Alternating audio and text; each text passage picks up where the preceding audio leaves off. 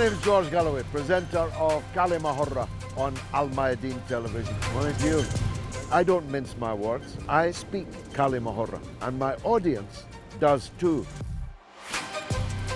كلمة free word, free for me, free for you. Catch it. Nice to meet you, brother.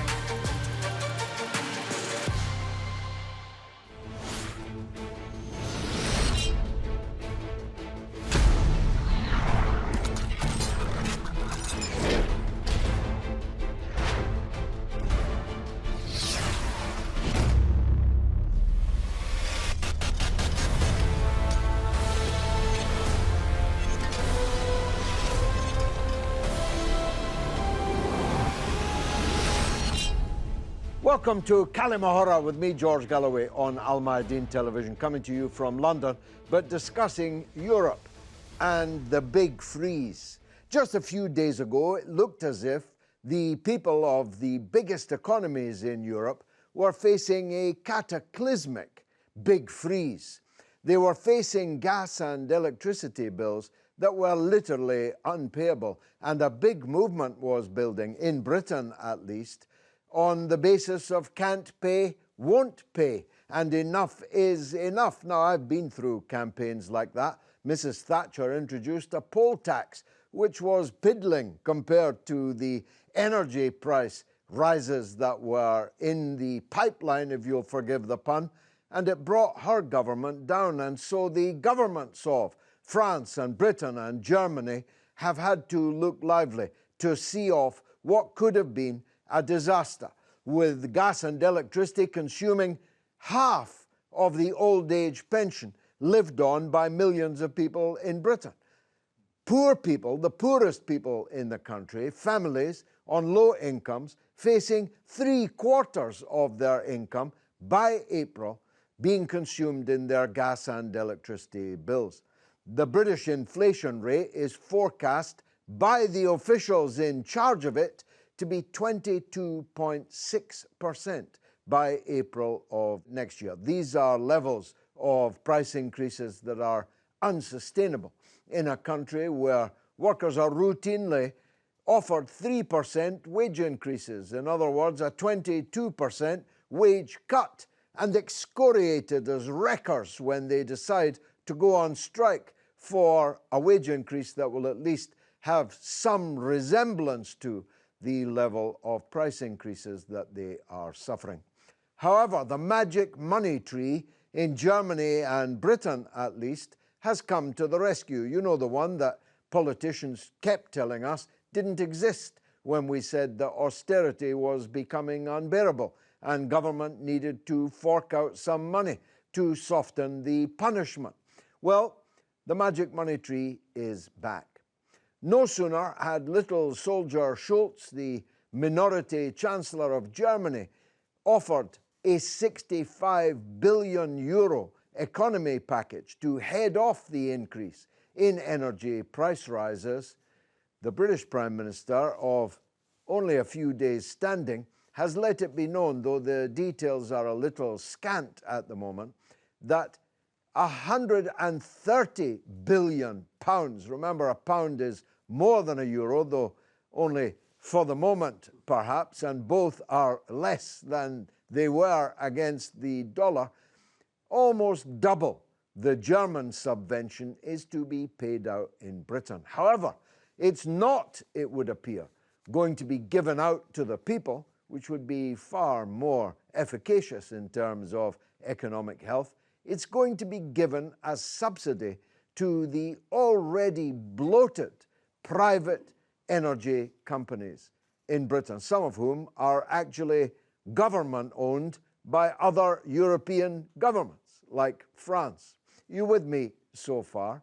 It would cost about £50 billion to bring these energy companies back into public ownership and control, and then the government would set the price of energy. And if that sounds to you like an outlandish idea from Mars, you evidently don't know that only 30 years ago in Britain, all of these energy companies didn't exist, and the country owned electricity, gas, as well as railways and post and many other things. This is an aberration from the norm, this private ownership of public utilities that are vital, essential to the life of the people. So where this 130 billion in Britain or the 65 billion in Germany is going to come from is an economic question of great importance. It seems to me that with inflation set to be 25% in the spring, this can only put a spring in inflation's step. Now, I'm just the enthusiastic amateur. I'm joined, as always, by a panel of distinguished experts, first up of whom is Shabir Razvi, a distinguished economist and equally distinguished broadcaster and a regular guest here on Kalima Hora. Shabir, where is it going to come from? Thank you very much, George. Look, at the end of the day, the whole austerity measures that you referred to, which came into existence after the financial crisis of 2008. And what I like to refer to as an economist, there's a concept of trickle-down effect, which is not really trickle-down. It's what I call voodoo economics. It's really something that economists have been sort of portraying for the last 40 years when Reagan came into power in USA, and also Margaret Thatcher, and the whole sort of ethos of the contract between the public and the government was dismantled. The welfare state was being, if you like, cut off. Down, slowly and gradually. And then the whole privatization. That, again, is voodoonomics. Privatize the things. And then the whole concept is so extraordinary from a purely economic perspective, is we are told that if you privatize companies, they become more efficient, they can deliver better. How ridiculous is that? If there's a profit margin, then the cost will go up automatically from a very simple economic perspective. If someone is going to cost £100 and there's a profit margin of £10, let's say, on it, then the consumer will pay simply £110 for it. So the whole concept of trickle-down, privatization, sort of selling the silver, as it was known in Margaret Thatcher's period, that we were selling all these important industries, like you referred to, gas, electricity, posts, railways, you name it. Whatever was available was sold, went into the private hands, and at the same time, the chief executives of those big enterprises were raking £3-4 million a year, plus bonuses. On top of that, the ordinary employees were getting paid 25, 30, 40,000 pounds, whatever. And then again, we are sold the concept that, if you reduce taxes, then, the economy doesn't grow. But the reality is that it's sold to the ordinary public as though having higher taxes, they will get less salaries. The whole concept that is being debated now is that it's going to cost 130 million or whatever you said, the energy package, and it's going to cost only 50 million to bring them into public space. The logic is there. But really, because we have a conservative government in power, and dare I say even the Labour government this time. They offer far less. Exactly. So the reality is that the economic model has failed, has been shown to be in the favour of the wealthy 1%, or let's say 5% of the population. The 95% have always got to pay, the cost of mismanagement, of greed, of all kinds of evils that come out of having an economy which is based purely on profit, rather than having some concept of that certain aspect of the economy should be for the benefit of the mass of the public. And that's where I think the big problem lies, not sort of how much it's going to cost and so on, but who's going to pay for it. As we saw during 2008, the banks were rescued, too big to fail sort of concept. Similarly, that's what's being touted. The energy sector, the money is going to go to the coffers of the energy companies. And who's going to take the benefit? The shareholders will get their sort of dividends. The chief executives and the other top management will rake the money out. And at the end of the day, we'll have to pay for it on a continuous basis. Of course. So there's something utterly wrong about the whole economic model that is being sort of practiced. Dr. Niall McRae, you're a former lecturer at King's College in London, but you're now an official of the Workers of England Trade Union. Maybe you've got two hats in this debate. Tell me. Well, I think that the likes of you on the left, George, you've tended to be more alert than people from a more conservative side like me to the malevolence of governments. And I think that we, on the conservative side, are sort of waking up to that now over the last 2 or 3 years. The startling realisation is that the British government and other Western governments want us to suffer. It's not just collateral damage of net zero. Impoverishment is the purpose. Mm-hmm. They want elderly to freeze in their homes this winter. They want driving to be unaffordable. They want families to struggle to put food on the table. This is a great reset in action. And it's about getting total control of resources. And what is going on in Ukraine, straight away I could see that this is, obviously there's a historic problem there tension between Russia and Ukraine, but the real purpose of this war in Ukraine, because it was provoked by the West, provoked by NATO, provoked by the US deep state, and the EU placed sanctions on Russian gas and oil. The public are being led to believe that this is Putin that did this. No, it was the EU that did this. The EU has been doing this to its own citizens. And this is the Great Reset. This is what net zero is doing. And I think that what's going to happen this winter is going to be, if the establishment manages to keep control of this, because they want a crisis, this is the mechanism of problem, reaction, solution. And we saw what happened in Sri Lanka, where the riots were occurring. That was a reaction to the petrol shortages. And the solution was petrol rationing on a digital system, QR codes. And that's exactly what I think the authorities want to do with the contrived energy crisis in Britain and the West. It's problem, reaction, solution. And they hope that they're going to keep in control of the reaction because there is going to be unrest. There's going to be the Don't Pay UK campaign you mentioned, George. But they think that they'll be able to control it. And they'll be able to use the reaction to bring in the tighter controls of energy and pursue the net zero to its conclusion. Wow. That's powerful stuff. Clive Mezes is a researcher and analyst of political economy. He writes at outersight.org. Clive, and welcome back to the show. That's quite apocalyptic, what Dr. Niall said, that this is actually intended to cause the pain that it plainly will. Do you agree? I agree, although I don't necessarily subscribe to the view that governments are actually orchestrating this off their own volition. This is money power in action.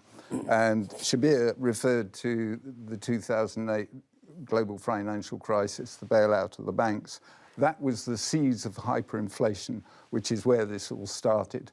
The green agenda, as Neil has suggested, is actually exacerbating the problem. There was a very good paper brought out by a chap called Mark Mills in 2019, which talks about the inconvenient energy realities, that this idea that we can transition from a hydrocarbon economy into a green economy is just cloud cuckoo land. It has no foundation in reality. And net zero, let's remember, we're all carbon life forms. All life is carbon. Mm-hmm. What does net zero tell you?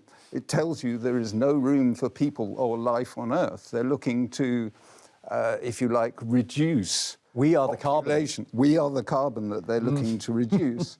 So if we look at the triggers for this, because this has been long in the post, hyperinflation has been predicted by so many people for so long, and it is now here. These are the chickens that quantitative easing and all the bank bailouts, these chickens are coming home to roost. And the trigger was the so-called war that Russia has invaded Ukraine. The reality was that NATO was pushing, and Ukraine is the victim in this. It's a patsy, it's being used, the people are suffering because NATO wants to debilitate Russia. And this has a long history. But if you look at the sanctions that were imposed, it was apparent to everyone who wasn't subscribing to the virtue signalling authorized narrative that this was shooting ourselves in the foot. It was precipitated by America. Europe was bullied into climbing on board. It's complete suicide in energy terms. The percentages I don't have, but we get from Russia, or we had been getting, the world had been getting potash, urea, corn, barley, wheat, all of these foodstuffs. Fertilizers. Well, that's urea and neon, potash. everything, yeah. So we're getting that. We've stopped them having Gucci handbags and Mercedes.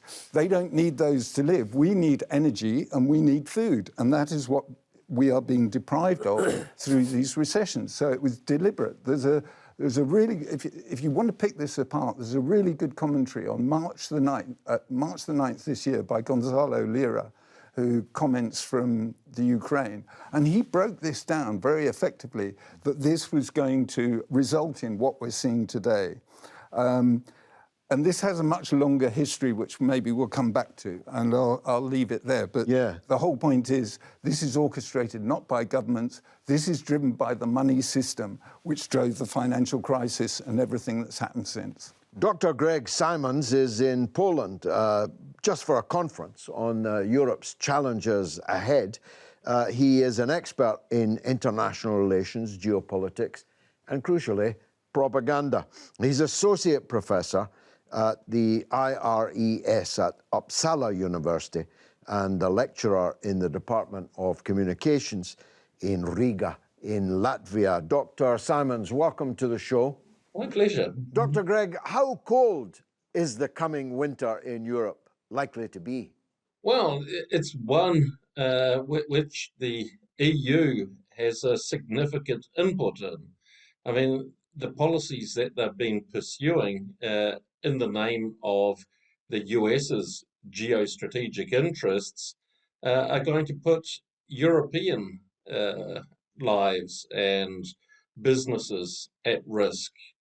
And this is being blamed, of course, on Russia, with the Europeans being blameless. I mean, it was just, I think, that von der Leyen used the notorious slogan that she wanted to flatten the curve on electricity consumption. I suspect this will go about the same way as the EU's coronavirus strategy. With a winter of unaffordable energy bills, with blackouts, power cuts, and the resultant unemployment and cessation of economic activity that will go with it, how bad is it going to get in Europe? Well, it's critical because the point is that the European economies are not strong. The European economies are already weak because of a general financial mismanagement, plus the effects of the coronavirus strategies. And now we're going into yet another crisis, which is largely self-made. And this is just going to further weaken things. It's also going to further weaken people's trust in government. I mean, we can already see, these idiotic remarks from different politicians who should know better. The German economic minister said that, well, their businesses might close, etc., but, that they're not going to go bankrupt, but they will not reopen. and they do not seem to care about the average person and the small businesses, small, medium businesses. And yeah, I mean, this is going to be people who can least afford it that are bearing the costs again, while the EU and so forth talk about solidarity and all of these very commonly used slogans. But everyone is not in the same boat, and this will bear out as we go. I mean, the winter is going to be a hard one, but not everyone is going to suffer equally. I mean, I see Switzerland now, this is outside the EU. If someone heats their home beyond 19 degrees Celsius, they can spend 3 years in jail. I mean, democracy, yes, it's certainly going interesting directions. How bad are the European public going to suffer from the shortage of energy? Well, I think we're already starting to see some hints about how this is going to be handled. Because keep in mind that people have just come off 2 years of this coronavirus hysteria where uh, their rights and so forth have been completely, utterly run over. And now we're going into the next crisis where they're preparing to run over the same thing again, plus their economic survivability. And you can see in Germany, I mean, even the German people who are normally quite, well, disciplined and quite orderly are starting to make a fuss about this. I mean, Italian citizens are burning their power bills. So I suspect there'll be large manifestation. This is why you've had this very quiet introduction by these governments, these so-called democratic governments that are saying, well, they're going to have extra police. They're going already. So you can already see what's coming up this winter. It's going to be another repression of basic civil liberties and human rights. And they're going to continue calling it a democracy, and people at the bottom are going to continue to suffer.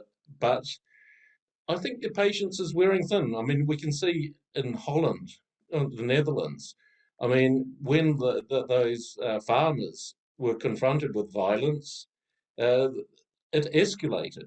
And I think even if the governments think they can suppress uh, civilians' rights, and also, I mean, these are reasonable rights which they're trying to preserve, that there will be increased pushback against governments. And yeah, I mean, this is what you're seeing now, and this is even before the winter. This is before it gets cold. When it gets cold, of course, this will escalate.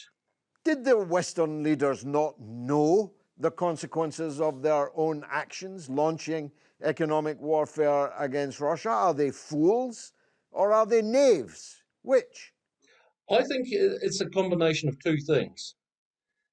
So-called leaders of liberal democracies in Europe are seemingly getting increasingly stupid and less capable intellectually to manage basic things. I mean, everyone's been complaining about Boris Johnson. Just wait for a few months of Liz Truss, and you people will be wanting back to Boris Johnson. So this is one thing. This quality of leadership. But the other thing, there is no independence and political will of the Europeans to defend their own interests. They're doing US bidding. This is a US economic war on Russia to weaken and contain Russia. And the US, I mean, countries like Germany have gone from being a vassal state to a client state, because you've seen Merkel go and Schulz come in, and basically they've had any resistance to US diktats uh, crushed by the US. So I think that's another problem. They adhere to US strategic imperatives, which contradict European interests. Well, I was in a very fancy restaurant in a fancy part of London just this very day, at someone else's expense, I should add. and they were partying there like it's 1999, in the words of Prince, not Prince Charles, the Prince. I'll be back right after this. Stay tuned.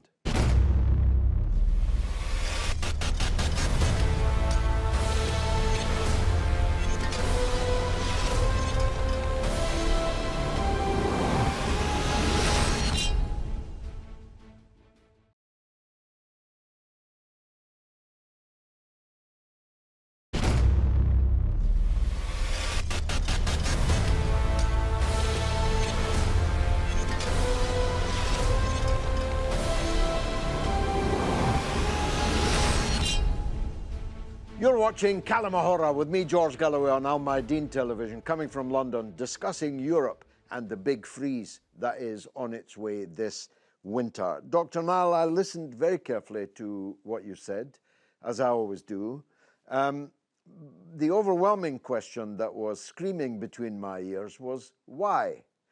We live in a capitalist society. Capitalism requires the people to be able to buy things. If they cannot buy things, no one can make a profit from it. So, as you described, a deliberate policy of beggaring the wealthy countries, I ask myself, why? So, why? Well, it's a good question, and I'm not sure I've got the absolute right answer to that, George, but I think that what's happening is we are now moving very steadily towards a technocracy. And this is the application of technology to take total control of population and resources. I mean, this was a dream back in the 1920s and 1930s, but they didn't have the technological means then. They do now. There's a very strong eugenics aspect to some of what you hear from the globalists. They're using terms like useless eaters quite openly. And I do believe that there are, I think Clive is absolutely right. I wasn't suggesting that it's individual governments all making their own independent decisions. I think there are global forces here, very strong global forces. You saw that with COVID, and you see it with climate change, with net zero. And you see it with the expansion of NATO as well in this Ukraine situation. So I think governments are being told what to do, and I believe that this is very much modelled on the combination of communism and rapacious capitalism that you have in China. And I believe that model is being gradually, or quite quickly now, being rolled out across the world. The idea that we're going to have lockdowns at the drop of a hat. You know, The Guardian is now boasting we need to have climate lockdowns at least every 2 years, boasting about this. So you can see that things like democracy and freedom of speech and basic human rights, these things are all being abandoned now. It's the globalists are really rushing now. They think this is their opportunity to make this great reset happen.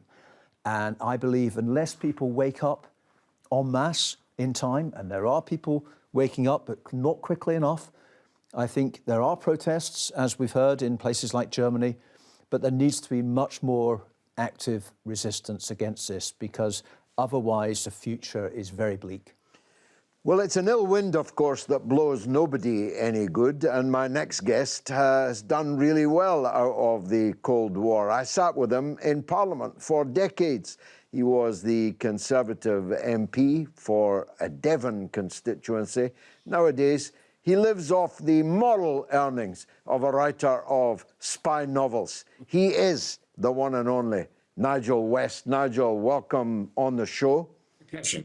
Nigel, European governments, including our own, are now scrambling to respond to energy shortages, which are fueling phenomenal rates of inflation and may actually bring all the Western European economies tumbling down. How did we get to that situation? We got to this point through a tragic miscalculation by Vladimir Putin. He clearly thought, and his advisors were not going to contradict him, that he would occupy Kiev within 3 days. Now, 6 months later, he's desperate he's on the run, and he is doing what he's entitled to do, is to weaponize his gas exports. And this gives him great leverage, particularly in those countries like Germany that have hugely increased their reliance on the consumption of Russian gas. And as a consequence of that, he has declared economic warfare, not just on his neighboring countries, but on his own customers. And this is going to be a game changer in every respect. But in intelligence terms, it means that we are on a war footing, and the government is intervening in the gas price market in order to compensate people who would otherwise be victimized by Putin. Let's talk about Germany. Little soldier Schulz, the German chancellor who has no majority in the Reichstag, is about to spend 65 billion euros on intervening in the energy market. Where's that money going to come from? I don't think that that matters. This is a war scenario. This is an unprecedented situation. If you go back in British military history, even to Suez, we were not in these circumstances where the Russian government has effectively weaponized its principal energy export and is gambling that the West will suffer Ukraine warfare fatigue, and that over the coming months, the support for the Kiev-Zelensky administration will fade away. And the only way to deal with that is to your hand into the treasury. And that is exactly what has happened and is the only response in a war scenario. Won't the people of Europe begin to get upset, like the farmers in the Netherlands, like the demonstrators in Germany, like the yellow vests throughout a whole year protesting against austerity and other things? What happens if millions of Europeans pour onto the streets against their governments? Well, that may well be the case. And of course, Vladimir Putin is gambling on a cold winter and discontent amongst European populations, who will then put pressure on their governments to put pressure on Zelensky to reach an accommodation with Putin. The alternative to that is that Europe stays firm, compensates its citizens, uses its ingenuity to circumvent this, what amounts to an economic attack. And bear in mind what is being played for here. It's not short-term boundaries of the Ukrainian government. This is the future of Latvia, Lithuania, Estonia. It's the future of Sweden and Finland. Do you imagine for one moment that if pressure was applied to Zelensky and he was forced in some way to make an accommodation with Putin, that next year Putin will decide that he will invade another neighbor?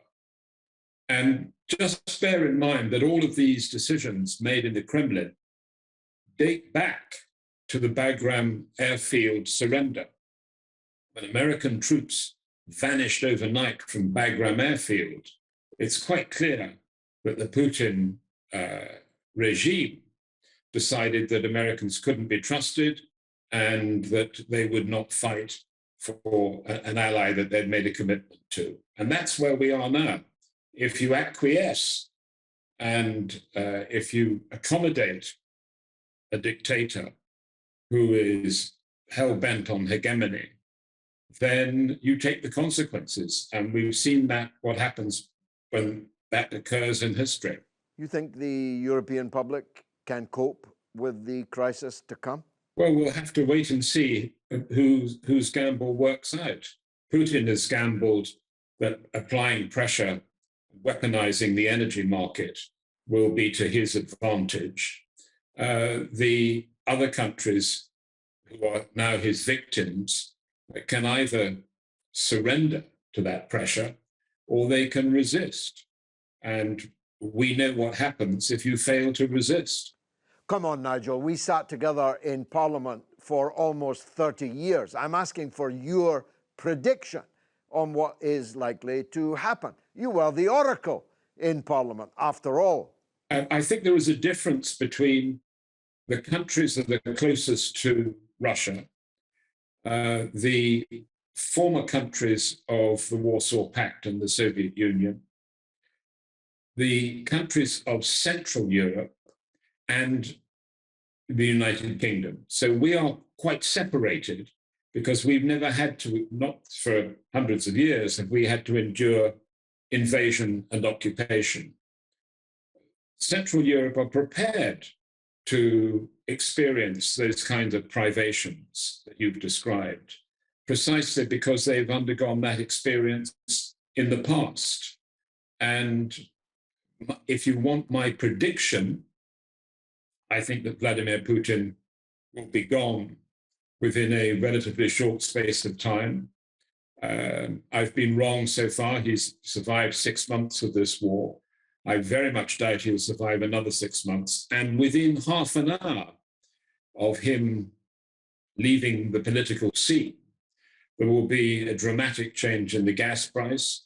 There will be a resupply from Russia, and there will be reset in our economic and political relations with the Kremlin. Thank God he's now a novelist and no longer a politician.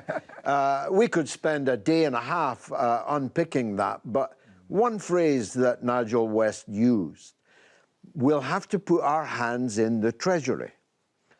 But the Treasury is us. The Treasury is the taxpayer.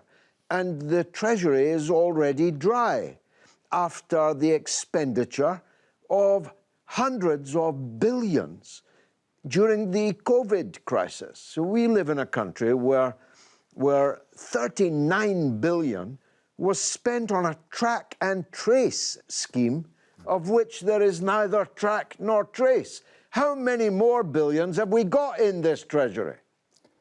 Well, George, I think that was a complete inversion of reality that we've just heard. Unbelievable. Alice in Wonderland, actually. Exactly. But it's a trick that has been played a long time. But I'll answer your question first, because I think that is very much key to what we're talking about. We're heading for hyperinflation and economic collapse, such as never been seen by generations alive today. It may even eclipse the 1930s. There are things that we can do to mitigate that, but I don't think we need to go into that at the moment. But the existing system is no longer viable. It is no longer fit for purpose. You always require a reset of debt. And the reason that so much debt is produced, student loans, debt for pharmaceuticals, debt for bailouts, debt for wars, they're all used to create this money supply, because once you stop creating the money supply, the whole thing collapses. And we're in a position, the position of Weimar Germany in the 1920s, the position of France in 1720, the position of many countries that have suffered hyperinflation. You keep issuing currency, and the man said, Nigel said, we'll have to dip into the Treasury. That means creating yet more and more money. So we're heading for hyperinflation.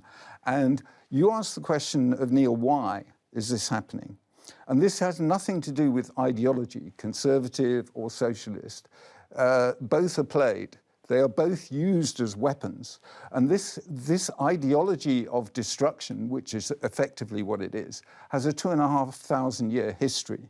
And without going back through the whole amount, 2 world wars were fought in 20th century to destroy European nation states. This is an extension of that process. It is a natural progression, because the ultimate aim is total domination of most of us, who will be regarded as subspecies, by the relative few who control the levers of power. It's as simple as that. This is not conspiracy theory, because all of the conspiracy theories that lead you to that conclusion are now being shown as conspiracy fact. real conspiracies. And that's what we're in the middle of. And this war, this idea that Putin wants to annex the rest of Europe, this was an existential move by Vladimir Putin and the Russians. And he didn't do it on his own. This is not a single character. Oh, within half an hour, if he has a heart attack, Yeltsin will be back, according to Nigel. Shabir, I'm only an A-level economist, but even I know that excessive oversupply of money equals uncontrollable inflation. Now, I'm not talking inflation of 22 to 25% currently predicted. I'm talking of inflation of Weimar proportions. How is that in anybody's interest? I think you're being modest and humble as usual. You have more than A-level economics, I think. You know? Formally, I only have an A-level. It was an A pass, but it was only an A-level. Look, George, you've been a politician in Parliament. The reality is that half of the members of Parliament, the ministers, they went to Oxford and Cambridge, all these illustrious universities. What did they study? PPP, politics, philosophy and economics. So-called intelligent, the elite, the sort of creme de la creme of the nation are supposed to be in Parliament, and the ministers. And of course, the professors, no sort of comment on you, Professor, but the professors who've been teaching economics for the last 40 years perhaps are not teaching economics with a human face, if you like. It's econometrics which is being taught, just numbers game, making models, but not really considering the human factor that comes into it. It's very nice to have, you know, all kinds of excellent models that they teach at London School of Economics. But the reality is that that doesn't work in the real world. People don't have a calculator just calculating things. People do things altruistically. People do charitable work without actually saying how much profit I'm going to make or how much less I'm going to pay on certain things. These are factors that, you know, one doesn't consider when economists start talking about economics. And, you know, it's really interesting that, you know, it's not only inflation which is going to be a problem, to answer your question. It's what is going to come, stagflation, another sort of economic term which economists often use. Define it. Stagflation, you have a stagnation, meaning there's no growth in the economy, and at the same time you have high inflation. Therefore, in simplistic terms, if there is growth, then that can sort of accommodate the inflation that may be in the economy. But when the economy is not growing and you have inflation, you really have a double whammy, if you like. Creates a huge problem, and the economy doesn't grow, and people have to pay more money for, you know, like wages not going up, productivity being low, and so on. But the reality is that, you know, we can blame it on Putin. We can, you know, we as a nation, for the last 200-odd years, we have weaponized everything, if you like. We have weaponized sanctions. We are talking about not just Russian oil not coming on the market, Venezuelan oil not coming on the market due to sanctions, Iranian oil not coming on the market due to sanctions. I think Mr. Orban, the Hungarian president, quite rightly said, Clive, not just that we have shot ourselves in the foot, but he said we've shot ourselves in the lungs. You know, it's powerful. So that's a very poignant comment, if you like, that this is what Europe has done. And just on Nigel's comment, I remember 40 years ago when your friend David Owen, I think, was the foreign secretary, and the revolution in Iran happened. And I remember vividly him coming on BBC saying that this revolution is going to finish in 2 weeks. And 42 years later, the revolution is still there. So I think, you know, 40... Their predictions are not worth much. Absolutely. Shabir, I was present that night in a hall addressed by Dr. David Owen, the then Labour Foreign Secretary, in 1979. I remember. He made that prediction to us in the hall before he went on the BBC to do it. Dr. Owen, though still alive, is no longer consulted much about political history. Dr. Nile, lastly from you, you and I are both opponents of the European Union. You with the Bruges group, I'm with the Tony Benn, Michael Foot school of hostility to the European Union.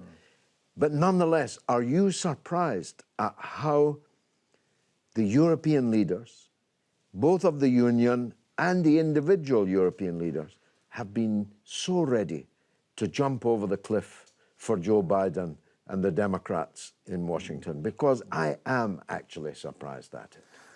Well, isn't that an assumption that it's about Joe Biden and the current Democrat administration? I think it runs deeper than that, and it also runs a lot broader than that as well.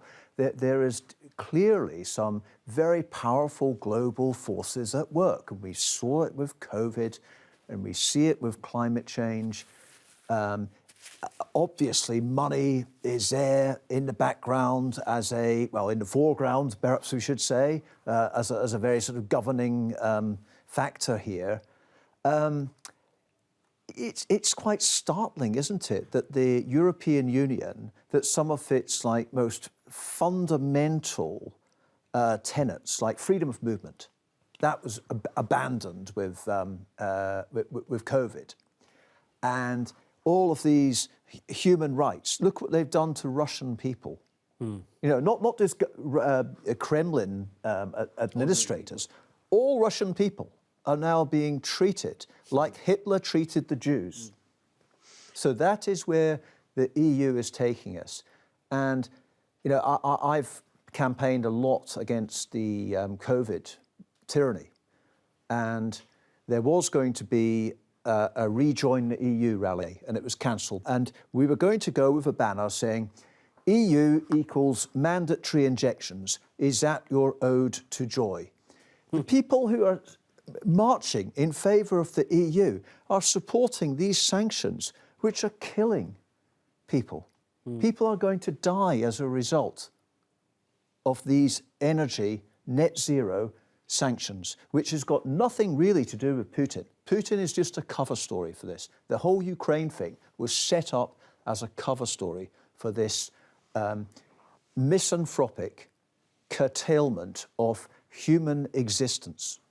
Well, there we have it. It's either going to be a long, cold, bitter winter in the European Union and in the United Kingdom, no longer in the European Union, or it's going to be a long, hot, bitter winter with yellow vests on the streets, and this time not just in France. Time will tell, but the basic facts are these. The only way out of the energy-driven economic collapse of Western European countries is the bankrupting of those very same Western European countries through the expenditure of hundreds of billions of euros and pounds in order to keep the lights on and the fires on. And that's only the rich countries of Europe. What are the poorer countries of Europe going to do? For them, the game is now just beginning. If I could see into the future, I don't think there's any period that I would like to see more clearly than the period we're about to enter into. Notwithstanding the fantasies of the fiction writer Nigel West that you have seen on this show, the people who've gambled are the people who rule us in Western countries. The question is, will their gamble succeed? I've been George Galloway. You've been a marvellous audience for كلمة on Al Miادين television. Thank you for watching.